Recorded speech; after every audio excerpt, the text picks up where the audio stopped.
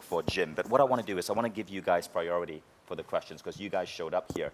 So could I get a handheld mic? And could we get a mic runner for the audience, please? So who here would have a question on brain improvement for Jim?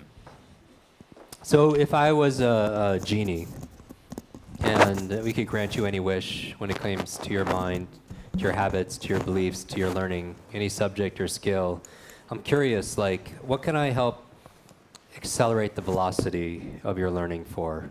In what areas and problems are you suffering from or struggling with right now that will make you a better person, more productive? How about the gentleman in the front? Mic runner, please. Hi, my name is Felix, and my question is this. Like, there are so many different topics and subjects and stuff out there that is very helpful. So how do you decide which one is the one that we need the most? Yeah, this is a good question for both of us. How many people could relate that there's so much, take any industry, any topic, there's so many things, and really comes down to, so a big part of learning, the fastest way to learn something is probably, fastest way to read something is not to read it at all. And what I mean by that is that a lot of people spend time learning something that's not very important. Like, somebody asked me recently, what are your biggest fear is, and what are you scared of? And it's an interesting question. Like, what are you most scared of? And for me, actually, one of the things I'm scared of is wasting time. And I'm scared of actually being successful at something, because a lot of people are fear that they're not going to be successful. I'm actually scared I'm going to be successful at something that doesn't matter. And I feel like a lot of people get really good at things that at the end of their life, it didn't really have a lot of, and that's why I love the 3 questions, that model in terms of experience and growth and contribution, working backwards. So I always have a filter system for what I want to learn. I have a learning, like everybody has a to-do list. I also have a lot of other lists. I have a to-do list. I have a gratitude list. I have, everyone has a vision board. I have my gratitude board I move things onto. I have a not to-do list. And I also have a to-learn list also as well, which I prioritize. If you're familiar with essentialism or the one thing, you know that the word priority only recently became plural, only the past few decades. That it used to be priority was like the one thing, literally. But all of a sudden, everything became a priority. And it's kind of like, how many of you use a highlighter when you read a book? How many tend to kind of overdo it with the highlighter sometimes when you're reading, especially if it's a great book and the book like glows in the dark because everything is like highlighted? If you make everything important, then nothing becomes important, right? And so a big part of learning better is filtering and qualifying. And so the truth is, and you know this in terms of the habits of the most highly effective people, is they say no a whole lot. They say no a whole lot more than they say yes. Because the whole good to great model is say no to good so you can say yes to great. And for me, so for example, a lot of people don't know this, but I sleep about 2 hours a night, literally 90 minutes a night. And I don't do this by choice, and I don't share this publicly. I suffer from really bad sleep apnea. And so it's a breathing disorder that's usually when people gain weight or something, it creates more of a blockage in the airflow, but for me, it's just my physiology, like my tonsils and uvula and everything, and it blocks my airways. And so I sleep 90 minutes, very interrupted. I stopped breathing 210 times. I went to UCLA sleep lab 210 times a night. And when I say I stop breathing, every single time it counts for at least 10 seconds. Now, if you counted 1, 2, 3, 10 seconds is a long time, right? So I wake up because I breathe, so I suffocate. And I use a CPAP device and a dental device, and it's really sexy at night. And I know all the hackers of sleep, in the world. And I've had one-on-ones. I can name the names. You would know them. And I've flown out to John of God in Brazil and spent 2 weeks living there, and all this amazing healers. And still, I don't. And so I bring this up because I do believe that through struggles come strength. That my learning disability my 2 biggest challenges growing up were learning and public speaking. And think about what I do for life, right? I mean, the universe has a sense of humor. And I'm willing to believe over the past 6 years, it's progressively gotten worse with my sleep, that there's a gift in this also as well. that I might not know it at the time, but some of you who are struggling with things that you feel like it's very persistent, that there's a reason why that you're going through what you're going through. And for the biggest gift that's come out of it for me, though, are two things.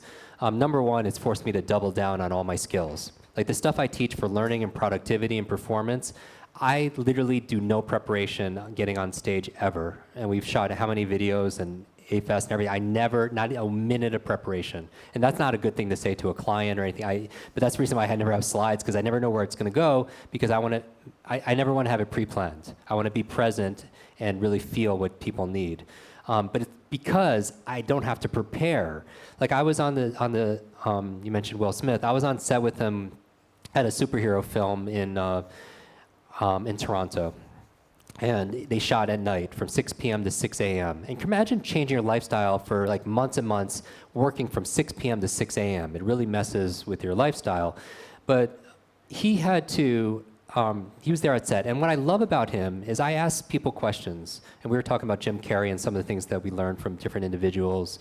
And with him, I asked him a question. I was like, what drives him? Like what drives you to do what you do? What are the primary? I believe that we have these dominant questions that we ask persistently, and it takes our focus. Like for example, one of my friends, I went through an exercise with her, and her persistent question she asks all the time of herself is, "How do I get people to like me?" Now you don't even know this person, but if I tell you that she 100 times a day, thousands of times unconsciously asks herself, "How do I get people to like me?" Tell me about this woman. Insecure, what else? Describe her. People pleaser, what else? What else if she's constantly asking, what's that? Needy, what else? She's exhausted, right? She's always a martyr, right? And so you could go on and on about this person. She molds, she's a chameleon, she always, ebbs and flows depending on who she's with.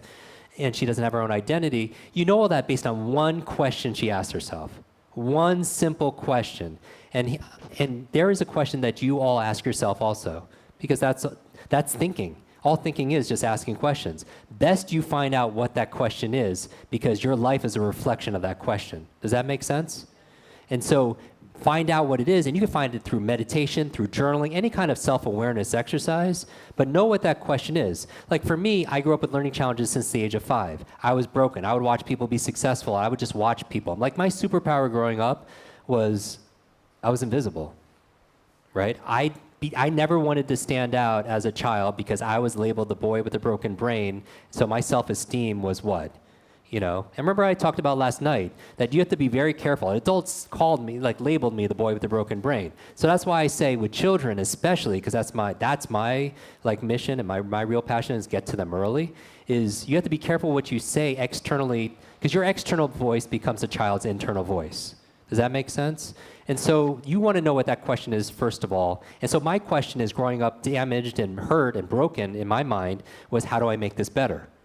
Because I was constantly in so much pain all the time. I couldn't read. They would pass around the book. I was the only one who couldn't do that. I didn't understand math. I didn't understand any of this stuff. I was like, how do I make these things better? So my life is a reflection of asking this question. How do I make my relationships better? How do I teach better? How do I get my health better? All this stuff. So having this sleep deficit, the gift, if you ask the question, is where's the gift in this? Right? Just kind of like what Jack was talking about last night with his 4 questions. Where's the gift? The gift is I double down on what I teach so I could roll out of bed and teach this stuff without any preparation. Because here's the question I asked Will. Will's question is different. His was, how do I make this moment even more magical? Wow. Right? If he obsessed about that question all the time, would that reflect in his life? Yes or yes? It was 3 o'clock. I remember I was there 3 o'clock in the morning, there's just waiting, and just all acting is hurrying up to wait, right? Because you're constantly waiting. And his family's there from West Philly. He's from West Philly, right? The whole Fresh Prince, right? And his family is there, and he's there at 3 o'clock in the morning. You can see they're tired, but he's making jokes. He's engaging with them. Like, he lives his talk. He really is living his thoughts and his experience there, because he's making it magical for everybody, right? Because each of these moments care. But I asked him this question. I was like, how do you prepare? Like, you don't even know when you're about to go on. How do you prepare? And you're just waiting to go on to film. And he looked at me and he said these words. He's just like, Jim, I don't have to get ready or prepare to be ready, I stay ready. And that's a different mindset, right? Because you live this. And so I would say that one of the values, that gifts I got out of like being like at this sleep deficit is I have a limited amount of energy and everything else like that. So I just live what I talk about. So I don't have to like rehearse anything because I just live it, right? I just have to just talk about my experience. The second gift I got out of it, and I hope this is useful, is since I have a limited amount of energy and focus and temperament and everything else like that, everything in my life is hell yes or hell no. Hell yes or hell no. Because you can't overcommit to things. Because I find a lot of people, if they're stressed and overloaded, overwhelmed, you're saying yes way too much, right? And you can't be a martyr and be good to everybody and not be good to yourself. Because as I said, self-love is not selfish, right? So you have to love yourself enough to protect your time, because the time is the one thing you can't get back. Even your customer's time, right? There's a money back guarantee and they're gonna make money every 2 weeks and get a paycheck, but they can't get back their time, even for the free stuff. That's why with Mind Valley, all this free stuff we're giving out, we can make it 100% and make it incredibly valuable because it still costs them their attention. Right? And so my filter system is hell yes or hell no. Like right now, there is literally nowhere I'd rather be on the planet, because this is where I want to be. Because even when we were talking about this and we were talking about making things happen, I'm like, yeah, 100%. And if I don't feel that, it's hell no. And so how I learn stuff, how I prioritize things, is part of it is my intellect, but the other part is my intuition. It's my gut. And I really have to feel all engaged and have the emotions. So that's never forced my life, and I never have any regret. You know, I don't know if that makes sense. But my goal when I master something like longevity, speaking, you know, I'm very excited about the next A-Fest. You know, like how do you break down and map out everything you know about health and wellness and everything, is I'm always looking for the first domino. Meaning, what's the one domino? Because you have a to-do list, but often there's 2 or 3 things that will actually wipe out 60 things on your to-do list. And I'm always thinking questions being the answer. I'm always thinking like, well, what's You know the like 0 to 1, Peter Thiel's book? You know, one of the questions is like, how can you reach your 10-year goal in 6 months? If you had to and your life depended on it, how would you reach your 10-year goal in 6 months? You can't do what's traditional. You have to ask questions that are completely 180 from what you were going for. And I'm thinking about, like, if I have my to-do list, what's the one thing I could do that knocks off half the things off this list? That would make all these other problems absolutely irrelevant. So that's how I filter things when it comes to learning. That's fantastic, Jim. And a lot of us are just curious. How are you even standing up, having slept 90 minutes a night for the past couple of years of your life? 6 years. So I've had surgery. So now my sleep is about 3 hours, 3.5 hours, and I like to think I'm highly functional. But a lot of times when I'm just kind of, people think I'm like off, like not being social or whatever it is. I'm just kind of preserving my energy, because I believe that there's 2 kinds of people. There are batteries included people, which are all of you, but there are a lot of people who are batteries not included, and they're constantly trying to take your batteries. And I was talking to a dear friend for 10 years, Simon Sinek, who wrote Start With Why, and we were talking about, he was like, Jim, introverts, extroverts, actually misleading. I don't believe in that's the model of really shy and being like, you know, around people. He's like, I think introverts are people who wake up. How many introverts are in the room? Yeah. Introverts, he said, wake up with 8 gold coins, like, or 5 gold coins. And every single time they talk to somebody or engage with somebody, they give away one of their coins. And when their coins are given up, they're like, okay, I'm done. I'm going to retreat back into my cave. Extroverts are different, though. They wake up and maybe they don't have any coins, and they just, like, every single time they engage with somebody, they get more energy and more energy and more energy. But how I survive and thrive is I'm on a mission. 3 years ago, I was hospitalized because I went 5 days without sleep, and I thought I was going to die. It was 4.5 days, and I was admitted to the emergency room. I put the picture on Instagram. It was the one time I ever posted it. But it was a very dark time because you spiral down really fast, momentum-wise. And how I'm able to survive is I thought I would die, and okay. So I've always wanted to speak at A-Fest, but I always said no to media, like, all the time to scale something, and even with Quest and programs that I could have published with you guys years ago. When I almost died, I made a resolution that I have a moral dilemma, that I'm very shy, and every opportunity to scale. I never did a book. I never did anything scaling, franchising, licensing, train the trainer, because I don't want to be the Tony Robbins of learning, because I value my space. But then when I almost died, I feel now like a big, deep regret at my soul level that if I had passed, that this wasn't going to move forward. And the reason why I signed actually the partnership with Quest and with Mindvalley was because when we started Fox Studios that day, you really painted the picture of how this could impact not just thousands of people, but millions of people. And I feel a moral obligation to get this out to people because I feel like one of the biggest levers in the world is if we change our brain, we could change our life. Literally using our brain for change. And now I'm on a mission. And I challenge all of you, last night was all about goal setting and goal getting, is to set your sights even higher than what it is. I've had the privilege to be able to sit in your morning meetings and everything else like that, and I'm very inspired. And I'm thinking like, well, what if we really wanted to get Superbrain out to 1 million people? What would we need to do differently? Because I feel like the world needs information like this and transformation like this. So what gets me through it is pure willpower. And yet I do cryotherapy and I have a very strict diet and I meditate twice a day. I have a float tank in my home and I do everything because I'm a product of everything that everybody here teaches. Thank you, Jim. Thanks. Next question. And I'll be quicker on these questions. Thank you for sharing. So here in Mindvalley, I work as a training and development specialist. So I can relate to this, that how can you stay up to date all the time because you're training people who are on board. But at the same time, we're in Mindvalley, we're hiring people that are smarter than you. This way we level up. So my question is, because you also work with very smart people, actors and stars and so on, could you expand a bit more on the balance? How do you give them just enough, but also step out of the way and still hold them the space for learning? If you could share a bit more on techniques and also like emotional relationship maybe with the people while you teach them as well. So you're saying that, let me make sure I understand. I'm going to skip that question, only because my job as a moderator is to make sure Jim is answering the questions that best benefits everyone in the room.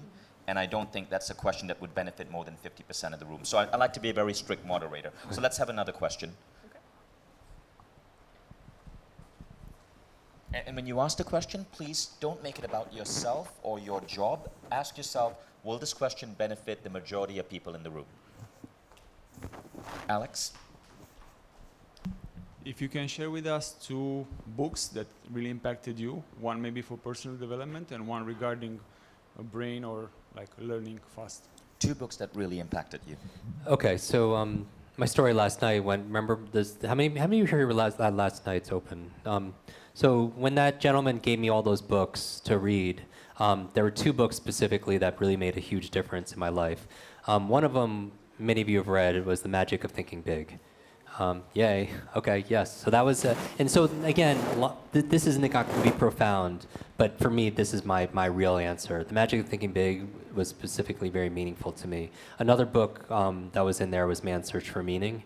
That was, all right, by Viktor Frankl, which really says that we are responsible for how we feel. When it comes to the brain and learning, there's no one book that I could say definitively, but it comes out October 9th, because this is my very first book, so I'm excited about this. I'm so glad Jim's finally writing a book. Yes, and I appreciate everyone's support, with this so much, because actually this is a big part of the inspiration. A number of books that I could just rattle off that's good for the brain. Keep Your Brain Alive. It's a very small book, 83 books, 83 exercises you could do to keep your brain stimulated. It's research done with seniors to find out how to keep their brain active and functional and focused. And they found out that 83 exercises, they call them neurobics, that keep your brain active. And he says, wow, this shouldn't just be for seniors, this should be for everybody. Mooning Walking with Einstein, you and I have talked about. It was a New York Times best-selling book. It was written by a friend of mine, Josh Foer. And he, in 2006, won the memory championship. So I've been a judge at so there is actually a memory Olympics, if you will, that's every year in New York City for 20-something years. And I've been asked to judge a number of times, and I train a lot of the winners there. These are people who can memorize pi to like 3,000 digits. They can memorize numbers and all these things. Josh was a journalist, and he came to to cover the championship, knowing nothing about this. And he befriended a number of us, learned some of the techniques, and a year later came back and won it. And he proved that memory is the one consistent thing he found with every single one of the champions. None of them were gifted with a superior brain. Everyone was at best average. That there's no such thing as a good or bad memory. There's just a trained memory and untrained memory, and he proved it, right? And I have a photo of us. We actually had lunch that day that he won between competitions, and it's very inspiring. Other great books. Some of these are colleagues or people that you probably represent. Michael Gelb wrote a great book called How to Think Like Leonardo da Vinci, which is a great book because I'm a big Leonardo da Vinci fan and a big study of his work as an artist, as a scientist, as he could do all the things and juggle and do all these amazing things. And so that's also a great book also as well. But I mean, I could go on and on. My book list, actually, if you search on Forbes, they put my book list up there. And so just search Jim Kwik. Yeah. That's fantastic. Ibtihal? I think one of the problems that so many people suffer from is that having always a chat with your mind, Yeah. how to control this, because it's one of the reasons that stops you from continuing doing the right thing or trying to achieve something. So always you have these chatters in your mind. So How do you take care of mental chatter? Okay. And you're probably more of an expert at this than I am. Right, let's skip that But second.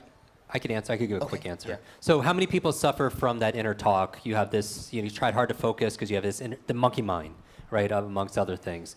Just something really quick. There's a lot of things that you practice, right? Journaling and reflection and meditation. Tapping is a big one for me. A lot of you are familiar with EFT. I do something called the ABRA technique, ABRA, very, very simple. ABRA in magic, abracadabra, actually means to call forth with words. That's actually what the translation is. And so ABRA, A-B-R-A, A for me is the first thing I do when I have that mental chatter and I want to quiet and have a peace of mind. The first thing is I acknowledge it. So the A stands for acknowledge, because I don't fight it. Because I find that if your thoughts, you start resisting things, what you resist persists. The B is I breathe. Everything that has to do with peace of mind and meditation has to go back to breath work, right? And probably should be number one. It's only I want to stick to the to the acronym. I breathe into that place. If I feel pain in my body, I'll breathe in that part of my body. If I unconsciously feel like this thought exists somewhere in my body, I'll breathe into it. The R is I release. So I breathe in limitlessness and potential, and I release that negative thought or belief or negative chatter, and I release limitations, everything else, and I visualize it actually leaving the body, even if it's pain. I could lower my pain my pain level. And then the A is I align. I align back to my real truth in terms of what usually it's the opposite of what that negative thought is or a negative belief. Thanks, Jim. Back there?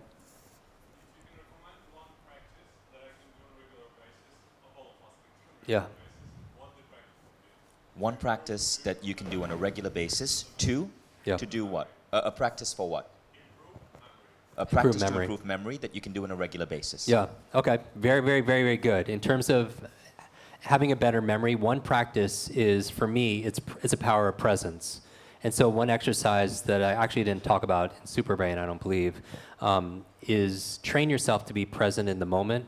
I find that when we're here, see, when people are in pain, they escape by either visioning themselves in the future when the pain, let's say they're in a painful relationship or painful health or insert content. They escape by going in the future when they say, oh, it won't always be painful. It'll get better. This person will change, my health, whatever. Or they'll go back in the past when like, oh, this person wasn't always that bad to me, or wasn't always, they'll escape, right?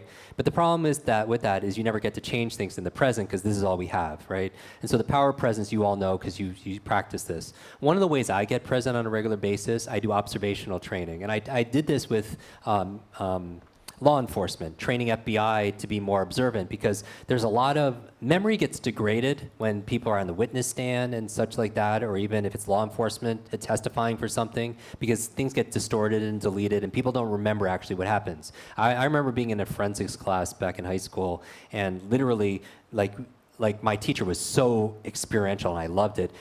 Like somebody would run through, grab her purse and leave, and she would test everybody. What did the person look like? How tall were they? And all this stuff. And everybody was sure and nobody had the right answer, right? Because everyone was absolutely different. And so how I would train your observation, how I did it, was I would say, I go back to my senses, at least the 5 primary senses. Obviously there's 6, 7, there are many more than that. And what I would focus on is to get present. For me, I go through this exercise where I say 3 things that I see, 3 things that I feel, and 3 things that I feel. Right, so for me, it could be like, okay, I see that clock moving this thing. I see this light blaring in my eyes. I see this, like, the contrast of the carpet. You know, I feel the cold air going from here. I could feel the seat beneath my thing. I could smell this, taste it. You know, you get the idea here. But by doing this, it forced me to be here. And it forced my power of observation because see, there's no such thing as a good or bad memory. See, this is the challenge, and what I was trying to get through with Superbrain. You don't have a memory, you do a memory. You don't have focus, you do focus. People say, oh, I don't have creativity. You don't have creativity, you do creativity. You don't have energy, you do energy. And the reason why I turn everything from a noun to a verb is because it becomes a recipe, it becomes a process. Because if it's just something you have or don't have, you're screwed. Right? But if it's a process, you could be like, okay, I could turn it on or turn it off. So observation is the same thing, or presence is the same thing. Focus is the same thing. It's not something you have or have. You either do it or you don't do it. And so what I train myself is, by power of observation, is I look around, I train myself to be very cognizant of my surroundings. So you don't forget faces when you do that. You don't forget where you parked the car because you've trained it, and you start doing it unconsciously because you start building. I love mental intelligence. Yes, I want to have people facts, figures, formulas, mental figures, all that. But instead of mental intelligence on top of it, mental fitness. Like, just like when we're going, with Lorenzo doing the 10x fitness, I was like, yeah, it's nice to be able to, you want to be able to show up where you just are stronger. You are more flexible. You are more focused. Even when you're not using a technique, it's because you just have stronger brain muscles. And so one of the ways of doing is train your brain every single day, like you say, consistently, because you won't get it just out of one time. And part of it, what I do is I just train my senses. And what I do is I can also, I can do the opposite. I could shut down my senses, because at the Memory Champions, we actually have people, a lot of them will use noise canceling earphones, because to get distracted and everything else, we train senses, because when you shut off some senses, other ones are heightened, right? That's why I have a float tank in my home, because I can't see anything, I can't feel anything, I can't hear anything. But when I come out, I turn on my creativity, because sights look differently. I mean, hues of colors look different. I could hear differently because I train it that way, kind of like Daredevil, for a Marvel reference for people that know that reference because we can't see. But the other thing I could do is I could look at something, like I could look at that statue of Wonder Woman. I could look at it and close my eyes, and I could see if I could see it inside my imagination. And that's also a great memory training tool, because the power of memory comes to the power of your imagination, right? What you see inside here. And even when it comes to closing your eyes, and you look at that word unity right here, the great spellers in the word, they have the great imagination where they can spell it backwards. They can see the Y, the T, the N, and the U. And that's when you know you could see it instead of saying it like phonetically. When you could go through the alphabet and go Z, Y, X, W, V, U, T, S, R, Q. You could go backwards because you could see it forwards and backwards. Just like when you look at an art piece, you don't look at it just, like left to right or right to left. You see it as one gestalt. And so you want to train your memory to look at that Wonder Woman, close your eyes, and you see it inside your mind. And if you say you can't see it, it's just you haven't practiced enough. And all of us have that ability. So 2 things you could do. Get in tune to your senses, get in the presence by saying 3 things you see, feel, taste, touch, whatever it is. And then also a great exercise is looking at a lemon, closing your eyes and seeing if you can see the lemon and be able to describe it. And when this image matches this image, then you could do some powerful stuff. Thank you. Thanks, Jim. Next question. Hi, my name is William. Right, yesterday I attended your workshop.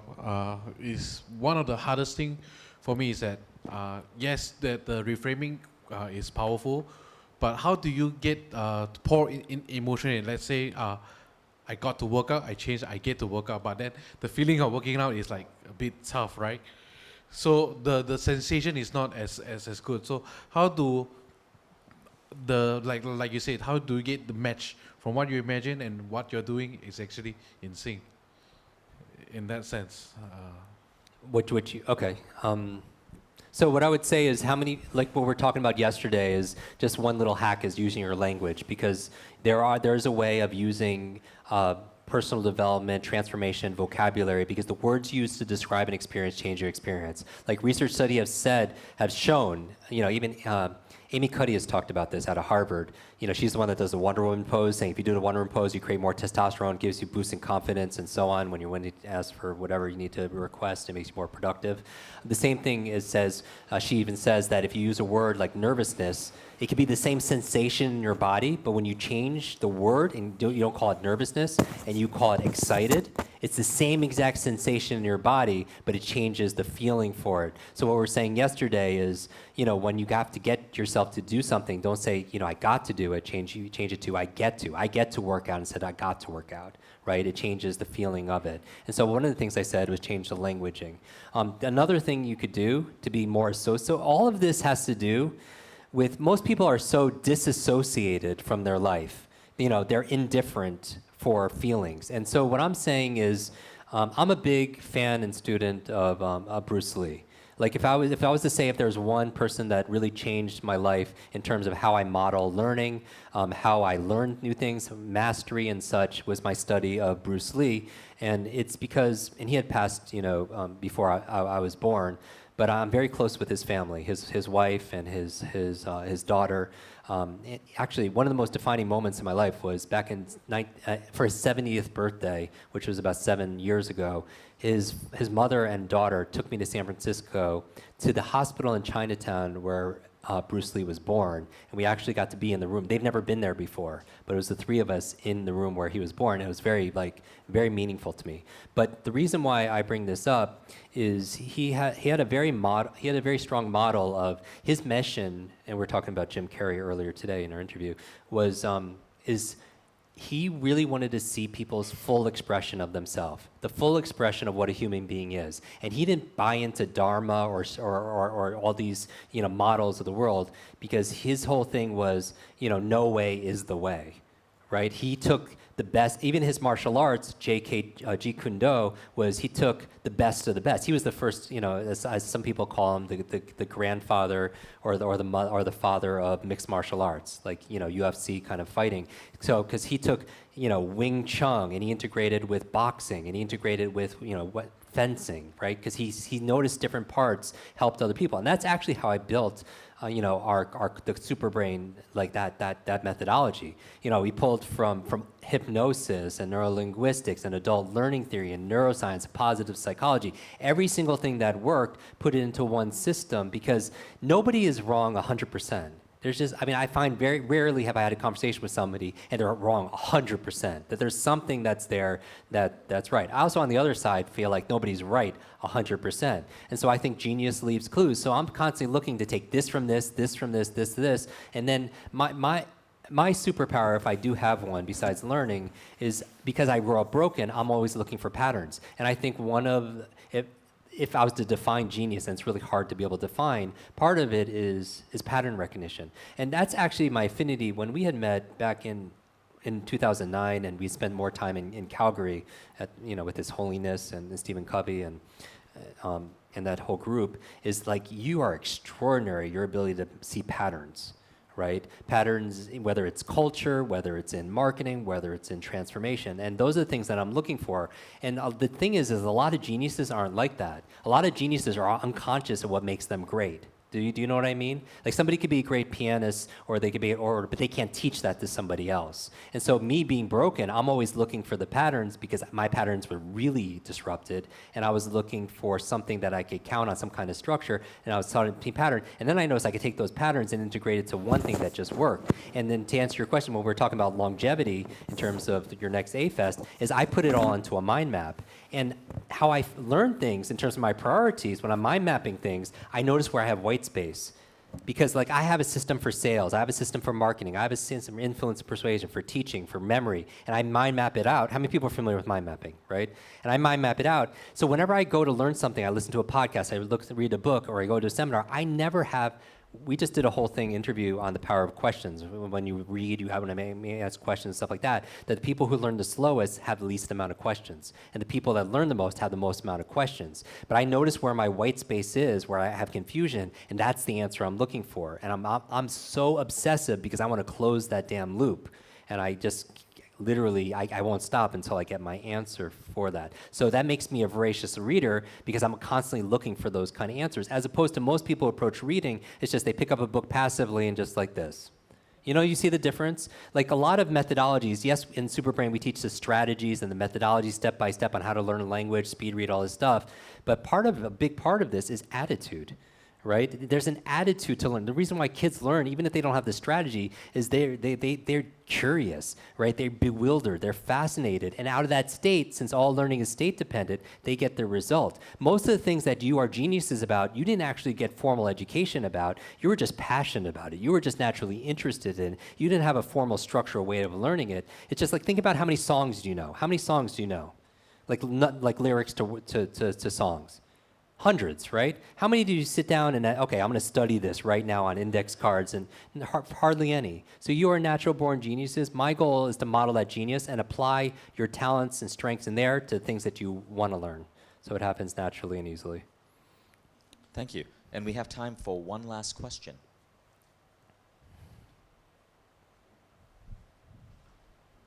Sebastian? Hi. Just one question regarding habits.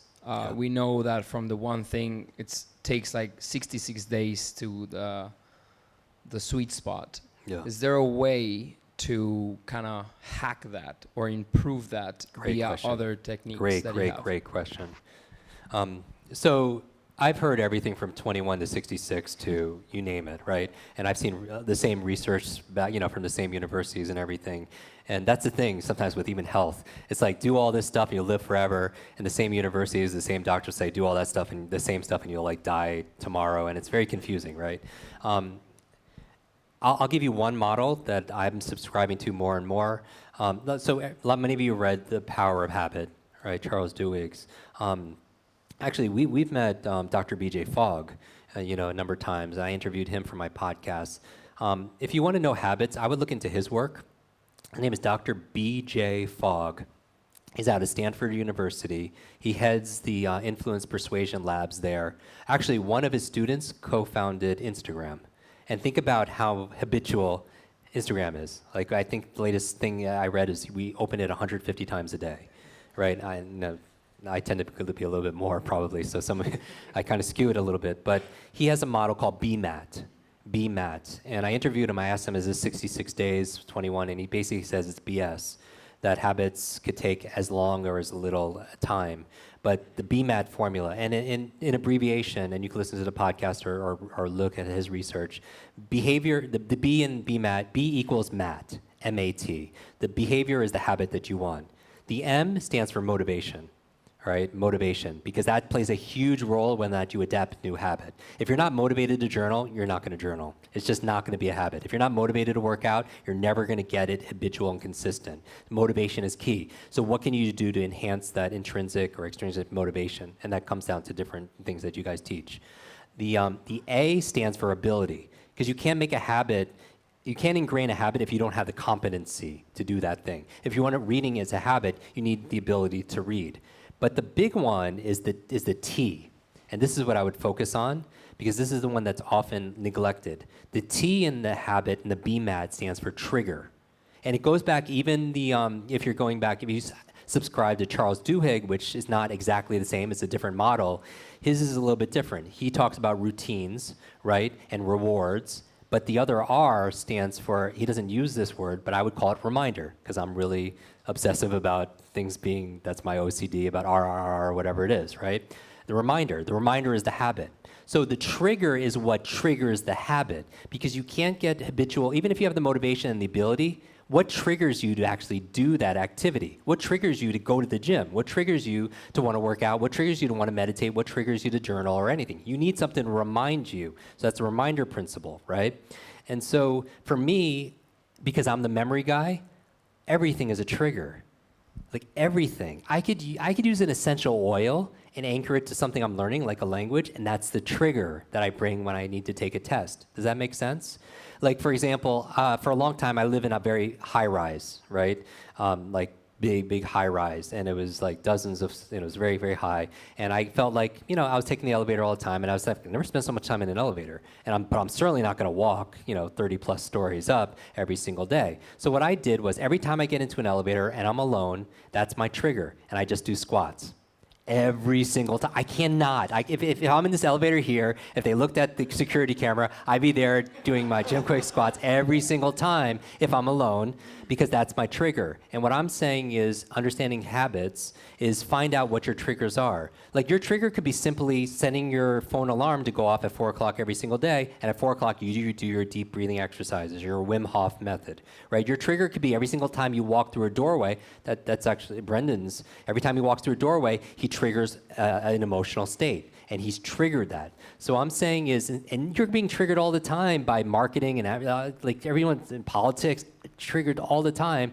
So, and to do habitual things like feel a certain way or music. How many people have a song that triggers you into an emotional habit, right? Or eating. Like that's the other thing. Like why not set up your environment? Like I don't have my phone in my bedroom because this is a trigger when you wake up. And if you're touching your phone the first half an hour of the day, you're training yourself, rewiring your brain to be distracted. You're rewiring your brain to be reactive.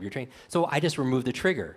You understand? So that's the part of the formula, because I'm very scientific that way. Then I can't do that habit, because I don't want to touch my phone the first thing in the day. Or I could change my motivation, or my ability is not really going to change because I know how to use a phone. Sebastian, does that help? Thank you, Jim. All right, cool. That was really enlightening. Thank you. Do you have any final words for this audience? Yeah, my big thing here after all of this, after spending 48 hours here, Sasha runs our content, we're greatly appreciative for being here for all of you who are part of the Mind Valley team. Because really, when we're doing these videos here today, when we're dealing with our customers, this is a very dear subject for me. I hope you know that. It's not about $1 billion dollars, but 1 billion brains really turns me on, right? Because I know how people are suffering, and I feel like we could change the world by changing people's brains, and I'm extremely, extremely grateful for the brain power in this room. Thank you. Thank you. Please give a big round of applause for Thank you, guys.